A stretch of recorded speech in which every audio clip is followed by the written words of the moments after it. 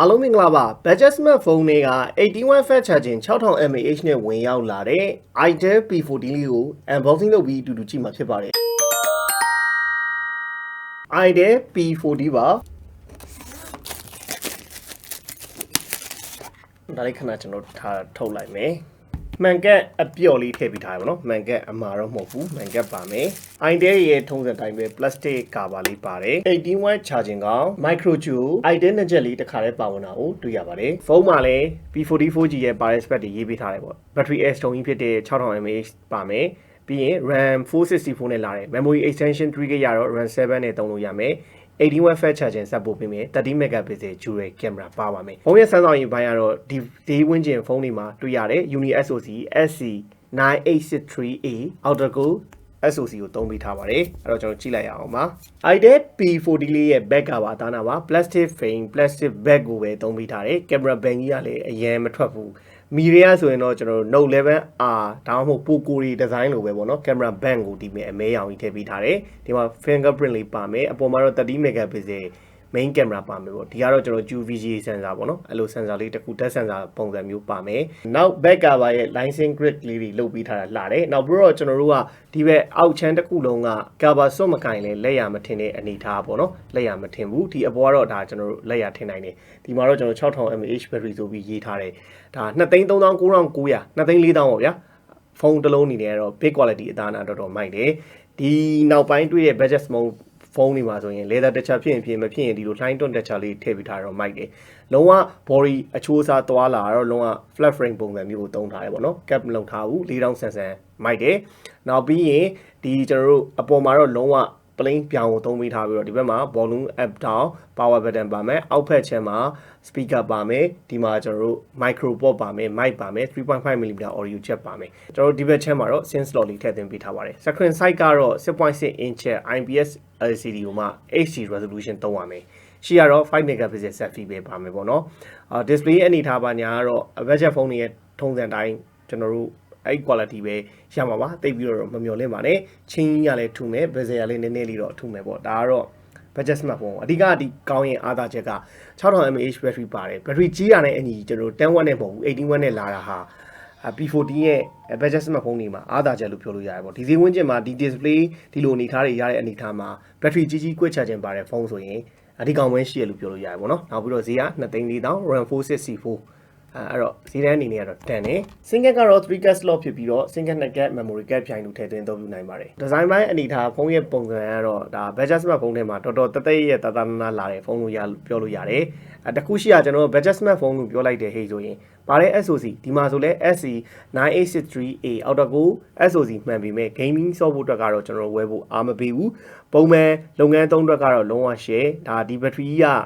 ဒီပေါ်မှာ run လိုက်ရင်အနည်းဆုံး तू ကတော့သူ့ရဲ့ကြော်ညာမှာတော့ 3day battery life လို့ပြောတာပေါ့နော်ဒါ3ရက်လောက်ကတော့ကောင်းကောင်းပုံမှန်သုံးတဲ့သူဆို6000 mAh နဲ့သုံးလို့ရတယ်နောက်18 watt ပါတဲ့အတွက်လည်းပို့ပြီးတော့အဆင်ပြေစေပါတယ်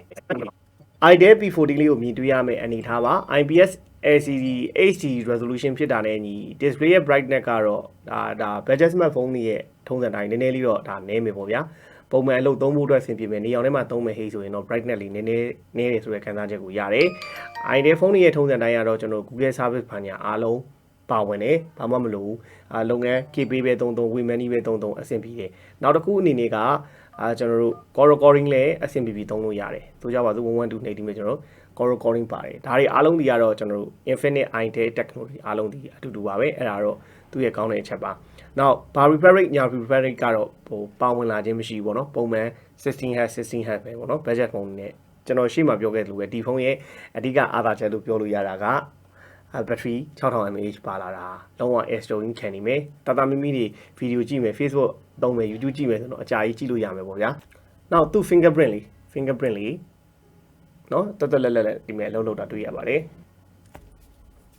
ပါတဲ့ camera feature လေးတွေအနည်းငယ်ကြည့်အောင်ပေါ့နော် budget smartphone ဆိုတော့ပုံမှန်ပါပဲနောက်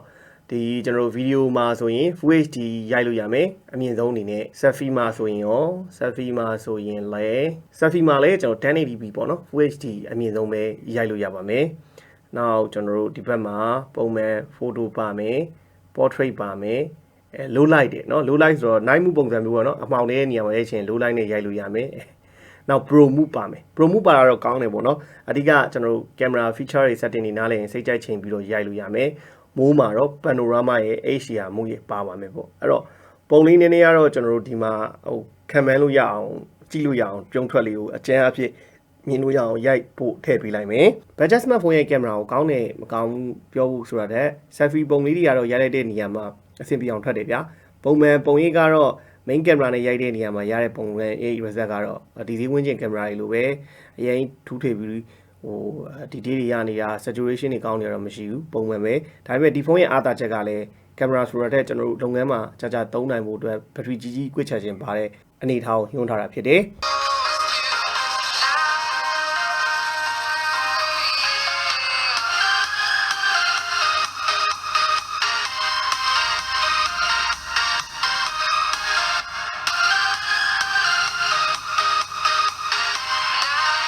ဒါတော့ကျွန်တော်တို့ဒါ P40 ရဲ့အတန်ထွက်လေးကိုအကျဉ်းပဲနားထောင်လိုက်ပါတော့ပုံမှန်ပဲနောက်ကျွန်တော်တို့ဒီမှာသူ့ speaker ဒီနားပဲလာတယ် mono speaker ပဲပါမယ်ပေါ့ဒါ budget phone တွေရဲ့ထုံးစံတိုင်းအတန်အရင်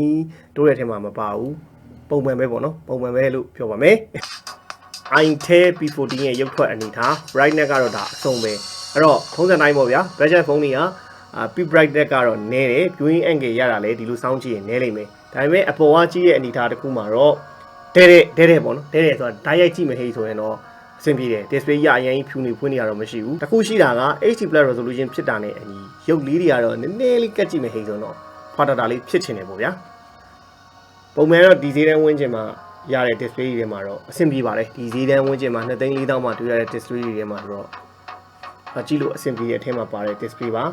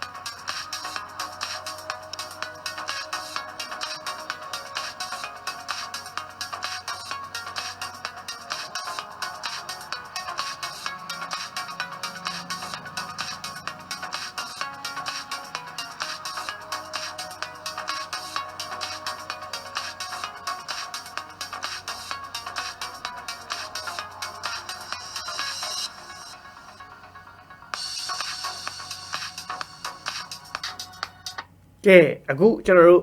မြင်တွေ့ခဲ့ရတော့ itel P40 လေးရဲ့ရုပ်ထွက် color အနေထားနဲ့အတန်တွေကိုနားထောင်ခဲ့ရတာဖြစ်ပါတယ်အဲ့တော့ဒီနေ့ကျွန်တော်တို့ itel P40 လေးကိုဒါ unboxing လုပ်ပြီးတော့ first impression နေနဲ့ပြောရမယ်ဆိုရင် design build quality အသားနာဟာဒီ2,400,000 ဝန်းကျင်ဖုန်းတွေထဲမှာတော်တော်မိုက်တဲ့အနေထားမှာရှိတယ်တခုအနေနဲ့ကတော့ဒီ budget ဖုန်းတွေရဲ့ထုံးစံတိုင်းဒီဖုန်းကိုဒါကျွန်တော် game ဆော့ဖို့ဝယ်မယ်ဆိုရင်တော့အားမပေးဘူးဒါပေမဲ့ကိုယ့်ရဲ့လုပ်ငန်းသုံးဖို့အတွက် Google service တွေပါတဲ့ဖုန်းတစ်လုံးရှာနေတယ်အခုလိုမီးပြတ်နေတဲ့အချိန်မှာကိုယ့်ရဲ့ဖုန်းဟာ battery ကြီးဟလားနောက်ကွက်ချခြင်းလည်းပါတယ်ဆိုတော့အားလုံး perfect ပေါ့ဗျာ battery ကြီးရဲ့အတွက်ကြာခံမယ်ကွက်ချခြင်းပါအောင်လည်းအားသွင်းမြန်မယ်ဆိုတော့ဒီ 6000 mAh 18W ဟာကျွန်တော်တို့လောလောဆယ် budget ဖုန်းထဲမှာ